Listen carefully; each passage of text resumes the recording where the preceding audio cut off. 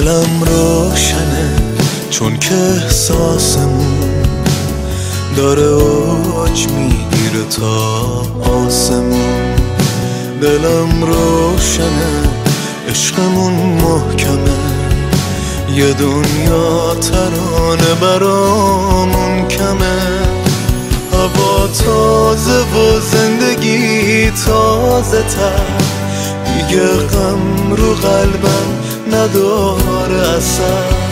نمیخوام نگاه تو غمگین بشه، به هم میرسیم این یه آرامشه.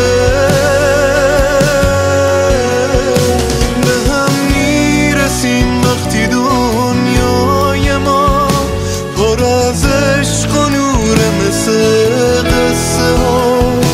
دلم روشنه تا ابد با منی، محاله یه روز قلبمو بشکنی، محاله یه روز قلبمو بشکنی.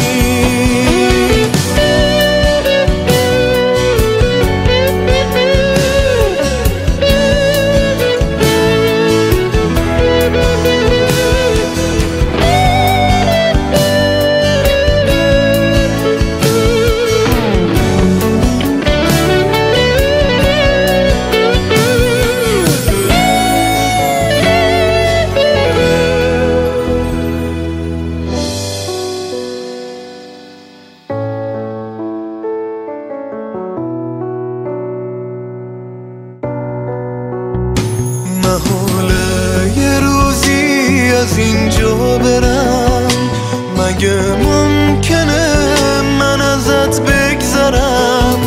نگاه کن منو وقت دل بستنه، به هم میرسیم من دلم روشنه، به هم میرسیم من دلم روشنه.